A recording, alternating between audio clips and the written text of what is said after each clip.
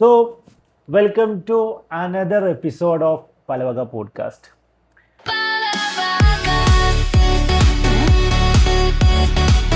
അപ്പോൾ താജുഭായ്, അപ്പോൾ നമ്മൾ കഴിഞ്ഞ സെക്ഷനിൽ ജോബ് ഹണ്ടിങ്ങിനെ കുറിച്ചിട്ടാണ് നമ്മൾ സംസാരിച്ചിട്ടുണ്ടായിരുന്നത്. ഇങ്ങനെ നാട്ടിലിരുന്നുകൊണ്ട് ഇവിടേക്ക് ജോലിക്ക് അപ്ലൈ ചെയ്യാം, ഓക്കെ, ഏതൊക്കെ പ്ലാറ്റ്ഫോമുകളാണുള്ളത്. ഇപ്പോൾ സൗദിയെ സംബന്ധിച്ചിടത്തോളം സൗദി വളർന്നുകൊണ്ടിരിക്കുകയാണ്. അപ്പോൾ ഇനി അങ്ങോട്ടുള്ള സൗദിയുടെ വളർച്ചയിൽ എങ്ങനെയാണ് നമുക്ക് ഈ പറഞ്ഞ പുതിയ ജോലി നോക്കുന്ന ആളുകൾക്കൊക്കെ എന്തൊക്കെ മാറ്റങ്ങളാണ് അല്ലെങ്കിൽ എന്തൊക്കെ അവസരങ്ങളാണ് അവരെ കാത്തിരിക്കുന്നത്? അത് വലിയൊരു സ്റ്റോറി പറയേണ്ടി വരും. 2034 വേൾഡ് കപ്പ്, 2030 വിഷൻ 2030, ഓക്കെ, ഇതൊക്കെ സൗദി അറേബ്യനെ മുന്നോട്ട് പോയി ഒരുപാട് ഡെവലപ്മെന്റ്സിലോട്ട് വന്നുകൊണ്ടിരിക്കുകയാണ്. ഇപ്പോൾ ഏറ്റവും ലളിതമായിട്ട് പറയുകയാണെങ്കിൽ ജിദ്ദ ഇപ്പോൾ പൊളിച്ചിട്ടിരിക്കുകയാണ്. യെസ്, മൊത്തം പൊളിച്ചിരിക്കുകയാണ്, ഫുൾ ഗ്രൗണ്ടാണ്. ഇനി ഇത് റീകൺസ്ട്രക്ഷനിലായിട്ട് വരാൻ പോവാണ്. തീർച്ചയായിട്ടും ഒന്നോ രണ്ടോ വർഷം കൊണ്ട് തീർച്ചയായിട്ടും പൊളിച്ചിട്ട ജിദ്ദനെ റീകൺസ്ട്രക്ട് ചെയ്യുമ്പോൾ എല്ലാ മേഖലയിലും നമുക്ക് എന്താണ് ജോലിക്ക് സാധ്യതകളുണ്ട്. കൺസ്ട്രക്ഷൻ ആണെങ്കിലും അതിലേക്കുള്ള സപ്പോർട്ടാണെങ്കിലും ട്രേഡിംഗ് ആണെങ്കിലും. അപ്പോൾ പുതിയ പുതിയ കമ്പനികൾ വരും, പുതിയ കൺസ്ട്രക്ഷൻ കമ്പനീസ് വരും, അവർക്കുള്ള സാധനങ്ങൾ സപ്പോർട്ട് ചെയ്യുന്ന മറ്റുള്ള കമ്പനീസ് വരും, IT കമ്പനികൾ വരും. എല്ലാ മേഖലകളിലും ഈ റീകൺസ്ട്രക്ഷനെ സപ്പോർട്ട് ചെയ്യുന്ന സംഭവങ്ങൾ വരും. പിന്നെ ഇനിയൊരു റിയാദ് പോലെ അല്ലെങ്കിൽ ദുബായ് പോലെയൊക്കെ മാറും. തീർച്ചയായിട്ടും യൂറോപ്പിലൊക്കെ പോലെ ടൗണിനകത്ത് കൂടെ ഒരു കനാല്, ഒരു ആർട്ടിഫിഷ്യൽ കനാല് വരുന്നുണ്ട്. ഈ കനാലിൻ്റെ ഇരു സൈഡുകളിലായിട്ട് വലിയൊരു ഒരു പട്ടണം തന്നെ ഇനി വരാൻ സാധ്യതയുണ്ട്. ജിദ്ദ ഇനി മൊത്തത്തിൽ അബൂർ സൈഡിലേക്ക് മാറാൻ പോവാ. കാരണം ജിദ്ദ ടവർ അവിടെയാണ് വരുന്നത്. കുറച്ച് കാലങ്ങളായിട്ട് അതിന്റെ വർക്കൊക്കെ സ്റ്റോപ്പ് ചെയ്തുള്ള അവസ്ഥയിലായിരുന്നു. ജിദ്ദ ടവർ ബുർജ് ഖലീഫിനേക്കാളും ഉയരമുള്ള ബുർജ് ഖലീഫ് എത്ര 850 മീറ്റർ അല്ലേ വരുന്നേ? 1 കിലോമീറ്റർ ആണ്. 1 കിലോമീറ്റർ ഹൈറ്റിലായിട്ട് വരുന്ന സാധനമാണ്. ലോകത്തിലെ ഏറ്റവും വലിയ സൗദിയിലുണ്ടാവും എന്ന് പ്രതീക്ഷിക്കുന്നു. പക്ഷെ അതിന് മുമ്പ് വേറെ എവിടെയൊക്കെ തുടങ്ങാനുള്ള പരിപാടി ഉണ്ടെന്ന് ഞാൻ കേട്ടിട്ടുണ്ട്. അപ്പോൾ അത് വേറെ വിഷയം. നീളത്തിൽ ഇങ്ങനെ മത്സരിച്ചുകൊണ്ടിരിക്കുകയാണ്. മിക്കവാറും ആ ശൂന്യാകാശത്തൊക്കെ എത്തും ചിലപ്പോൾ. അപ്പോൾ ആ ഒരു രീതിയിൽ ജിദ്ദ മൊത്തം അങ്ങോട്ട് നീങ്ങാൻ പോവാണ്. അബൂർ നോർത്ത് സൈഡിലോട്ട് നീങ്ങാനുള്ള തയ്യാറെടുപ്പിലാണ്.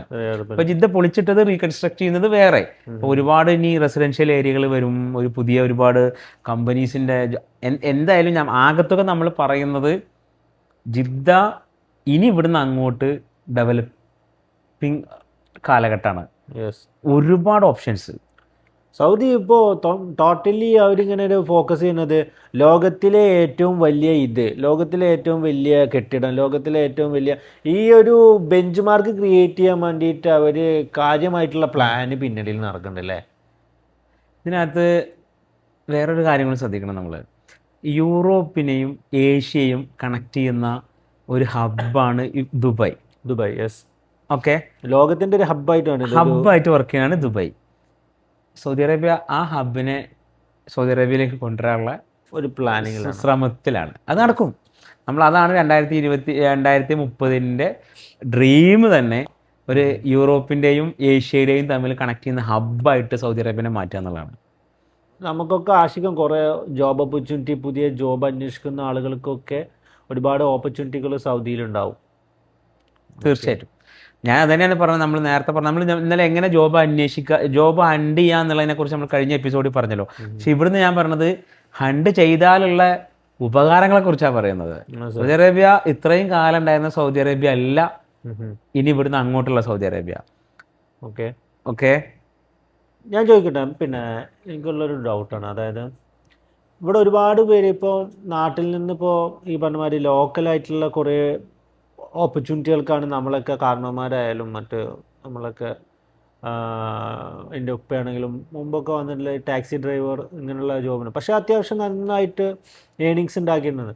പക്ഷേ ഇവിടെ കുറച്ചും കൂടി നല്ല ഉയർന്ന ജോലികൾ നമ്മളെ മലയാളികളായിട്ടും പലരുമായിട്ടും നല്ല ജോലികൾ ചെയ്യുന്നുണ്ട്. ഇപ്പോൾ ഞാൻ കണ്ടെടുത്തോളം ഇവിടെ പല പർച്ചേസിങ് മാനേജേഴ്സായിട്ടും അതിൻ്റെ തലപ്പത്തും നമ്മളെ മലയാളികളുണ്ട്.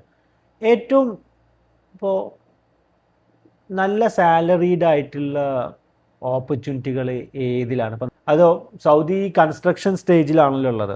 അപ്പോൾ ആ ഫീൽഡിലാണോ ഏറ്റവും കൂടുതൽ അവസരങ്ങളുള്ളത്? എങ്ങനെയാണ് ഇനി സാധ്യത? അപ്പം അത് പറയാലോ. ഇപ്പോൾ പ്രസൻ്റ്ലി നമ്മൾ കാണുന്ന ഒരു വലിയ സാധ്യത കൺസ്ട്രക്ഷൻ ഫീൽഡിലാണ്.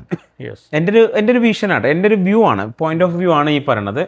കാരണം ഇപ്പോൾ പൊളിച്ചിട്ട ജിദ്ദയെ റീകൺസ്ട്രക്ട് ചെയ്യുന്ന കാര്യം, 2034 വരാൻ പോകുന്ന വേൾഡ് കപ്പിൻ്റെ സംഭവങ്ങൾ, അത് 3 സിറ്റികളിലായിട്ട് തന്നെയാണ്, 3 അതിലോ 6 സിറ്റികളിലായിട്ടാണ് ഇത് പ്ലാൻ ചെയ്തിരിക്കണമെന്നാണ് ഞാൻ കേട്ടത്. അപ്പം അങ്ങനെയാണെന്നുണ്ടെങ്കിലും എന്താണെങ്കിലും ഈ 2034 വരുമ്പോഴേക്കും ജിദ്ദയിൽ ഒരുപാട് കൺസ്ട്രക്ഷൻ ഉണ്ടാവും, സാധ്യത കൂടുതലാണ്. കാരണം ഒന്നാമത് നമ്മൾ ഈ പറഞ്ഞത് ജിദ്ദ പൊളിച്ചിട്ടിരിക്കുകയാണ്, ഇപ്പോൾ പൊളിച്ചിട്ട് ഫുൾ ഗ്രൗണ്ടാണ്. ഈ സാധനങ്ങളൊക്കെ ഇനി റീബിൽഡ് ചെയ്ത് കൊണ്ടുവരണമെന്നുണ്ടെങ്കിൽ കൺസ്ട്രക്ഷൻ ഫീൽഡിൽ നല്ല ചാൻസ് ഉണ്ട്, നല്ല ചാൻസ് വരാൻ പോണ മുൻപ്. എഞ്ചിനീയേഴ്സിനായാലും സിവിലിലൊക്കെ വർക്ക് ചെയ്യുന്ന ആൾക്കാർക്കൊക്കെ ഒരുപാട് ഓപ്പർച്യൂണിറ്റികൾ ആ ഒരു രംഗത്തുണ്ടെന്നുള്ളത്.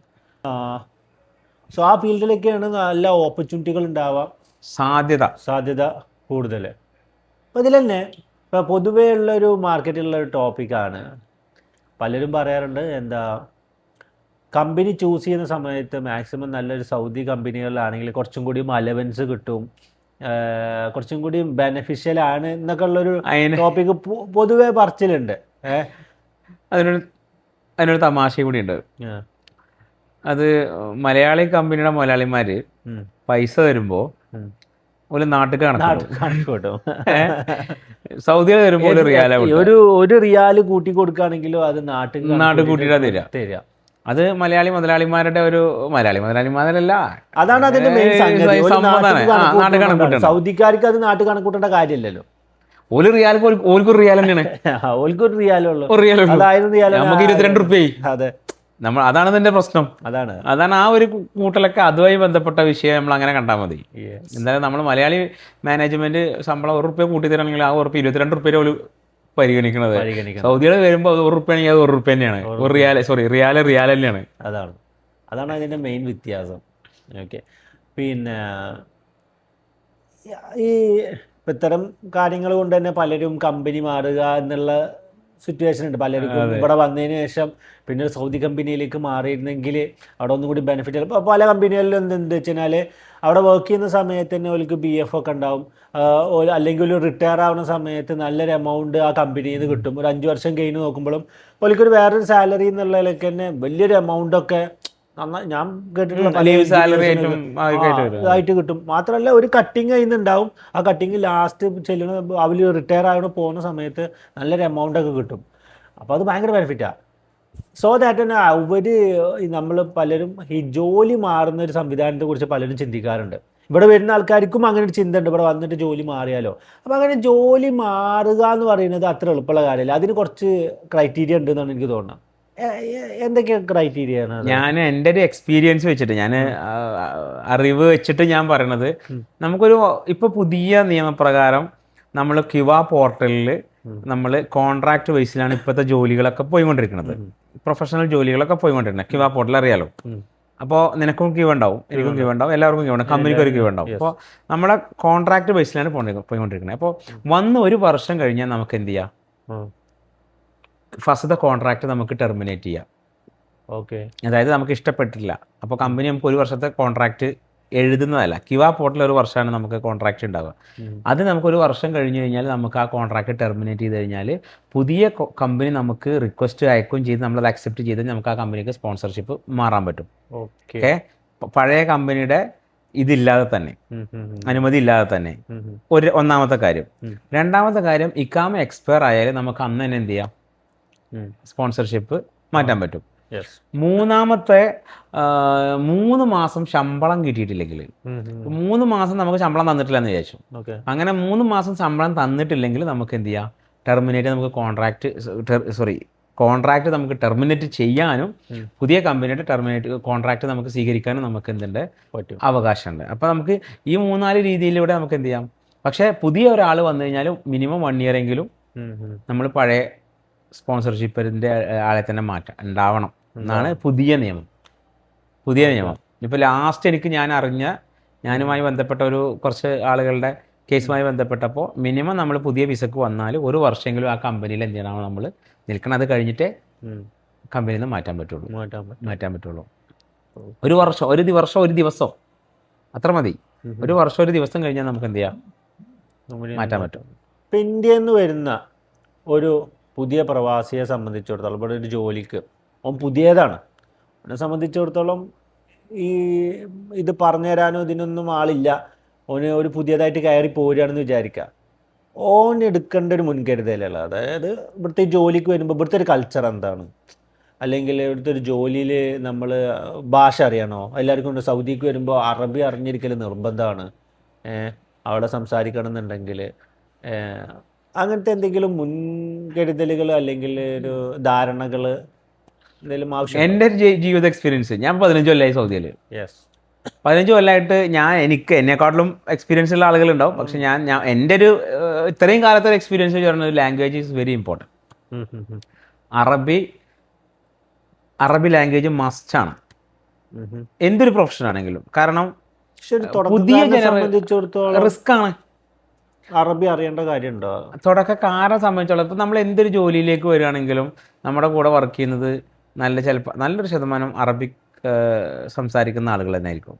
കാരണം നമുക്കറിയാലോ, ആഫ്രിക്കൻ്റെ പകുതി രാജ്യങ്ങളും അറബി സംസാരിക്കുന്ന രാജ്യങ്ങളാണ് ആഫ്രിക്കൻ. അപ്പോൾ ഇവിടെ വരുന്നത് ആഫ്രിക്കൻസ്, അതായത് ഞാൻ ഉദ്ദേശിച്ചത് ഈജിപ്റ്റ്, സുഡാൻ അല്ലെങ്കിൽ മറ്റുള്ള ആഫ്രിക്കൻ കൺട്രീസിലുള്ള ആളുകളൊക്കെ അറബി സംസാരിക്കുന്ന രാജ്യക്കാരാണ്. ലിബിയ, ഒരുപാട് രാജ്യങ്ങൾ. അപ്പോൾ അവിടുത്തെ ആളുകളൊക്കെ നന്നായിട്ട് വരുന്നത്. പിന്നെ ഏഷ്യക്കാർ നമ്മൾ വരുന്നത് ഇപ്പോൾ Pakistan, Bangladesh, India, Sri Lanka, Filipino, Indonesia, ഈ രാജ്യങ്ങളിൽ നിന്നാണ് നമ്മൾ മെയിനായിട്ട് ഇങ്ങോട്ട് മൈഗ്രേറ്റ് ചെയ്ത് ജോലിക്ക് ആവശ്യത്തിന് വരുന്നത്. അപ്പോൾ ആ ആളുകളെ സംബന്ധിച്ചോളം ഈ ആളുകൾക്ക്, അതായത് മീൻസ് ആഫ്രിക്കയിൽ നിന്ന് വരുന്ന ആളുകൾക്ക് മിസ്രോ, സുഡാനോ, സൂര്യമൊക്കെ നമ്മുടെ മാനേജർമാരായിട്ട് മാറുന്നൊരവസ്ഥ വരുന്നുണ്ട്. കാരണം വെച്ചാൽ അവർക്ക് അറബി നന്നായിട്ട് സംസാരിക്കാൻ കഴിയും. കാരണം അവർ മാനേജ്മെൻറ്റുമായിട്ട് കമ്മ്യൂണിക്കേറ്റ് ചെയ്യാനും ഒക്കെ അവർക്ക് കുറച്ചും കൂടി സിമ്പിൾ ആയതുകൊണ്ട് അവർ നമ്മളെ മാനേജർമാരായി പോകും. യെസ്, അപ്പോൾ എനിക്ക് തോന്നുന്നു കുറച്ചും കൂടി നമ്മളെ ജോബിൽ നമുക്കൊരു പ്രോഗ്രസ് വേണമെന്നുണ്ടെങ്കിൽ, ഒരു ഉയർന്ന സ്കെയിൽ ശമ്പളത്തിലേക്ക് മാറുക, ഒരു മാനേജിങ് ലെവലിലേക്ക് മാറുക, ഒരു സൂപ്പർവൈസർ ലെവലിലേക്ക് മാറുക എന്നുണ്ടെങ്കിൽ അറബി മസ്റ്റാണ്. അറബി ഉണ്ടെങ്കിൽ നമുക്ക് ഒന്നുകൂടി ഒരു ഉയർന്ന പൊസിഷൻ കിട്ടും, സ്കെയിൽ. ഇപ്പോൾ ഫസ്റ്റ് ടൈമൊക്കെ വരുന്ന സമയത്ത് ചിലപ്പോൾ നമുക്ക് ഇവിടുത്തെ അറബി മൊത്തത്തിൽ, ഇപ്പോൾ നാട്ടിലിരുന്ന് നമ്മളെ മദ്രസ പഠിച്ച ലിസാനിൽ കൂടാവുന്നതുകൊണ്ടൊന്നും ഇവിടെ വന്നു കഴിഞ്ഞാൽ പരിപാടി നടക്കൂല. മൊത്തത്തിൽ ഇപ്പോൾ നമ്മൾ ഭയങ്കര വ്യത്യാസമാണ്. ഇപ്പോൾ നമ്മൾ മദ്രസയിൽ വെള്ളത്തിന് മാവെന്നാണ് പഠിച്ചിട്ടുണ്ടെങ്കിൽ ഇവിടെ മോയാണ്. അങ്ങനെ ഇപ്പോൾ ഇപ്പോൾ ഇവിടുത്തെ സൗദിത്തെ അറബിയും ഇമാറാത്തി അറബിയും ഒക്കെ വലിയ വ്യത്യാസം ഉണ്ടല്ലോ. അപ്പോൾ എനിക്കൊണ്ട് ഇവിടെ വന്നിട്ടേ അത് പഠിക്കുള്ളൂ. അതങ്ങനെ തന്നെയാണ്. നമ്മൾ കൊളോക്കിയലായിട്ട് ഇവിടെയുള്ള ഭാഷ സംസാരിക്കണം എന്നുണ്ടെങ്കിൽ നമ്മൾ ഇവിടെ തന്നെ വരണം. അത് സത്യമാണ്. റിയാദിലും ജിദ്ദയിലും വ്യത്യാസമുണ്ട്, ദമാമിലും റിയാദിലും അറബി വ്യത്യാസമുണ്ട്. അത് നമുക്ക് അത്രയും പ്രൊഫഷണൽ അത്രയും ഡീപ്പായിട്ട് അറബി മനസ്സിലാക്കുമ്പോഴേ അത് തിരിച്ചറിയാൻ കിട്ടുള്ളൂ. നമ്മളെ ഒന്നില്ലെങ്കിൽ നമ്മളെ കാസർഗോഡും തിരുവനന്തപുരം തമ്മിലുള്ള വ്യത്യാസമല്ലേ, അതേപോലെ തന്നെ ഇവിടെയും വ്യത്യാസമുണ്ട്. നല്ല അജഗജാന്തരം വ്യത്യാസമുണ്ടെന്ന് നമ്മൾ പറയാം. ഇപ്പൊ നല്ല പ്രൊഫഷണൽ ജോബിലാണ്. ഇപ്പൊ ഞാൻ സെയിൽസിലാണ് വർക്കാണ്. എന്നെ സംബന്ധിച്ചിടത്തോളം എനിക്കും അറബി അത്ര വശമല്ല. പക്ഷെ നമ്മൾ ഡീൽ ചെയ്യുന്ന ആളുകൾ നമ്മുടെ ഭാഗ്യവശാൽ ഇംഗ്ലീഷ് അറിയുന്ന ആളുകളാണെങ്കിൽ കുറച്ചെങ്കിലും നമ്മൾ സർവൈവ് ചെയ്ത് പോകും. അല്ലാത്ത വശം ഒന്നില്ലെങ്കിൽ അവർ ഇംഗ്ലീഷ് പഠിക്കണം, അല്ലെങ്കിൽ നമ്മൾ അറബി പഠിക്കണം. ഇപ്പോൾ എനിക്കും ഇപ്പോൾ ഞാൻ തുടക്ക സമയത്ത് നമുക്ക് ആകെ പറയാം കൈഫൽ ഹാൽ എന്ന് വെച്ചാൽ അൽഹംദുലില്ലാ, മിയ മിയ തൊഹീബ്, ഇങ്ങനെയുള്ള കുറച്ച് സാധനങ്ങളോട് പിടിച്ച് നിൽക്കുക എന്നുള്ളതാണ്. പിന്നീട് നമ്മളിങ്ങനെ ഓരോ വേർഡുകൾ പഠിച്ചു വരും. ഇപ്പോൾ ഞാൻ ഡെലിവറിക്കൊക്കെ ചെല്ലുമ്പോൾ മീ തൈജി മൗജൂദ് എന്നൊക്കെ പറയുമ്പോൾ ഇതൊന്നും ആദ്യം നമുക്കൊരു പിടുത്തമല്ല. അറബികൾ മാക്സിമം ഒലിക്ക് എത്ര ഇംഗ്ലീഷ് സംസാരിക്കാൻ നോക്കിയാലും അതിൽ കുറച്ച് അറബി കയറി മിക്സ് ആവും. അപ്പോൾ നമുക്ക് പിന്നെ മാത്രമല്ല അറബികൾ ഓല് ഇംഗ്ലീഷ് സംസാരിക്കുമ്പോൾ പല പ്രൊണൗൺസിയേഷനും വ്യത്യാസമുണ്ട്. കാരണം ഓലിക്ക് പാ വരില്ല, ബായാകാരം, പർച്ചേസിങ് എന്ന് പറഞ്ഞാൽ ചിലപ്പോൾ ബർച്ചേസിങ് എന്നൊക്കെ പറയാം. അല്ല, അത് അറബിക് പ്രൊണൗൺസിയേഷനുമായിട്ട് ബന്ധപ്പെട്ട ഇംഗ്ലീഷാണ് ഇത് വരിക. അപ്പൊ അത് സംഭവം ഭയങ്കര ശരിയായൊരു കാര്യമാണ്. നമ്മളെപ്പോഴും നമ്മളെ ഇംഗ്ലീഷിനെക്കാട്ടിലും അവർ ഇംഗ്ലീഷ് സംസാരിക്കുമ്പോൾ ഭയങ്കര നമുക്ക് മനസ്സിലാക്കണമെങ്കിൽ നല്ല കഷ്ടപ്പാടുള്ള സംഭവമാണ്. പക്ഷെ ഞാൻ പറഞ്ഞു തന്നെ എത്രേ ഉള്ളൂ, നമ്മൾ ഡീൽ ചെയ്യുന്ന ആളുകൾ അറബികളായി വരികയാണെന്നുണ്ടെങ്കിൽ നമ്മൾക്ക് ഒന്നും കൂടി ലക്കാണ്, നമ്മൾ ആ കാര്യങ്ങൾ കൂടുതലായിട്ട് പഠിക്കും. അപ്പോൾ ഇവിടെ വന്നിട്ട് നമ്മൾ മാക്സിമം ട്രൈ ചെയ്തിട്ട് പഠിച്ചെടുത്ത് പിന്നെ കോഴ്സുകളൊക്കെ വേണമെങ്കിൽ അറ്റൻഡ് ചെയ്യുക അല്ലേ. കോഴ്സ് അറ്റൻഡ് ചെയ്തൊരു ബേസൊക്കെ കിട്ടും. കാരണം ഒരു ബേസ് വേണല്ലോ അല്ലേ? പക്ഷെ അറബിക് ബേസ് ഉണ്ടാവും. ഒരു ബേസിക് കോൺവെർസേഷനുള്ള സംഭവങ്ങളൊക്കെ പിന്നെ മെല്ലെ മെല്ലെ ഡെവലപ്പ് ആക്കി. പിന്നെ നമ്മുടെ പ്രൊഫഷൻ ഏതാണോ അതുമായി ബന്ധപ്പെട്ട കുറേ വേർഡ്സ് എന്തായാലും നമ്മൾ അഡീഷണൽ പഠിക്കേണ്ടി വരും. അത് പിന്നെ നമ്മൾ അവിടെ ആ ഫീൽഡിൽ അങ്ങോട്ട് ഇറങ്ങുമ്പോൾ പിന്നെ അങ്ങോട്ട്. ഇപ്പോൾ ഭാഷയുടെ കേസ് അങ്ങനെയാണെങ്കിൽ വേറെ എന്തെങ്കിലും കാര്യം നമ്മൾ ശ്രദ്ധിക്കേണ്ടത്? ഇപ്പോൾ നമ്മൾ കാര്യമായിട്ട് സൂക്ഷിക്കേണ്ട ഒരു ഐഡന്റിറ്റി എന്ന് പറയുന്നത് എന്താണ്? നമ്മളെ ഇക്കാമ റെസിഡൻഷ്യൽ പെർമിറ്റ്. ഇക്കാമ കളഞ്ഞു പോയാൽ എന്താ അവസ്ഥ? ഇക്കാമ കളഞ്ഞു പോയി കഴിഞ്ഞാൽ പുതിയത് കിട്ടണമെന്നുണ്ടെങ്കിൽ നമ്മൾ പത്ര കട്ടിങ് അങ്ങനെയൊക്കെയുള്ള നാട്ടിൽ ഒരു ഒരു ഐ ഡി പ്രൂഫ് പോയി കഴിഞ്ഞാലുള്ള സംഭവങ്ങളൊക്കെ അതിന് ഇവിടെയുണ്ട്. ഫൈന് പോയി എന്ന് പറയണമെങ്കിൽ 1000 റിയാൽ ഫൈനാണ്. 1000 റിയാൽ ഫൈനാണ്. നമ്മൾ സൗദിയിൽ നമ്മൾ ഒന്നും കൂടി മാനേജിങ് ലെവലിലേക്ക് വരണമെന്നുണ്ടെങ്കിൽ സർട്ടിഫിക്കേഷനിൽ അപ്പുറം എക്സ്പീരിയൻസ്, പിന്നെ ലാംഗ്വേജ് കാര്യങ്ങളൊക്കെ. ലാംഗ്വേജ് ഉണ്ടെങ്കിൽ കുറച്ചും കൂടി ലാംഗ്വേജ് മസ്റ്റാണ്. അപ്പോൾ നമ്മൾ ജർമ്മനിലൊക്കെ പോകുമ്പോഴൊക്കെ ജർമ്മനി പഠിച്ചിട്ട് തന്നെ പോകണം എന്നുള്ള നിർബന്ധം പോലെ തന്നെ സൗദി അറേബ്യക്ക് ആ ഒരു നിയമം ഇല്ലെങ്കിലും അലിഖിതമായിട്ട് നമ്മളെ പഠിച്ചേ പറ്റൂ. നന്നായിട്ട് അറബി പഠിച്ചാൽ അധിക മാനേജേഴ്സും ഉണ്ടാവുക സൗദികളായിരിക്കും. പറഞ്ഞമാതിരി സോപ്പ് ഇടണമെന്നുണ്ടെങ്കിലും അവരുടെ ഭാഷ അറിഞ്ഞിരിക്കണല്ലോ. വേണം. നന്നായി സോപ്പ് ഇടുന്ന ആൾക്ക് നന്നായിട്ട് നമുക്ക് ഇവിടെ ഒരു കരിയർ ഡെവലപ്മെന്റ് ഉണ്ടാക്കാം അല്ലേ? തീർച്ചയായിട്ടും. നിങ്ങളെന്താ പണി? എനിക്ക് പണിയൊന്നുമില്ല. എന്തേലും പണി പറയുന്നൊക്കെ അല്ല, നിങ്ങളെ അറബിൽ എന്തെങ്കിലുമൊക്കെ പണി ഉണ്ടെങ്കിലൊന്ന് പറയുന്നുണ്ട് കേട്ടോ. ഞാൻ ഇപ്പൊ 2 കൊല്ലമായിട്ട് പണിയിലാണ് ഇരിക്കുന്നത്.